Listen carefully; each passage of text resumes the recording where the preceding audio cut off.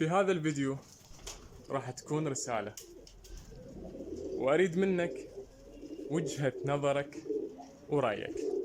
الكل يعرف أنه تربية الحمام واحدة من الهوايات اللي موجودة بالدنيا.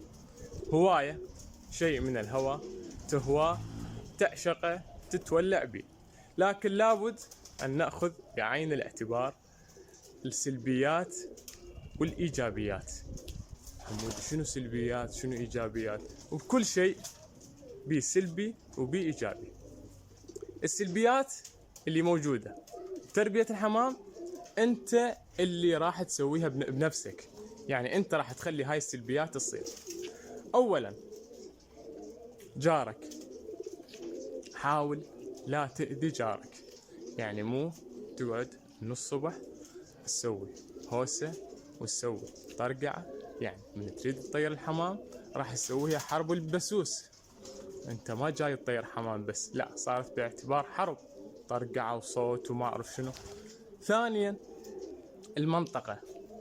المنطقة اللي انت عايش بيها، حاول انه التربية مالتك واخلاقك لا تخليها تسير بغير مسار، من خلال تعاملك بالمنطقة ومن خلال صفاتك. ثالثا، من تريد تبيع حاول لا تغش العالم، ما يصير، من غشنا فليس منا. سلبيات اكو هواية، لكن ما نريد نتطرق عليها حتى ما يطول عليكم الفيديو. راح نيجي للإيجابيات. الإيجابيات مثل ما تعرفون، كل شخص بهاي الحياة عنده ضغوطات نفسية من خلال الروتين اليومي مالته، ومن خلال العمل، ومن خلال الوظيفة. لابد أن يحتاج له وقت يرفه به عن نفسه، وقت ينعزل به عن العالم الخارجي.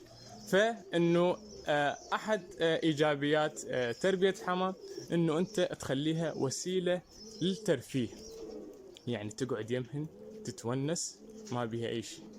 هاي أولا. ثانيا، أكو واحد وسيلة الرزق مالته، يعني وسيلة العيش، عايش عليهن، باب يسترزق من عنده. البيع مالت الحمام ماكو أي مشكلة. هاي سلبيات وهاي إيجابيات، وأكو هواية بعد أمور، لكن مثل ما قلت لك ما نريد نتطرق إليها. من خلال مشاهدتك لهذا الفيديو أريد منك وجهة نظرك ورأيك، والوجهة النظر مالتك ورأيك مو بس أنا راح أشوفها، لا، الكل راح يشوف رأيك وجوابك لهذا الفيديو.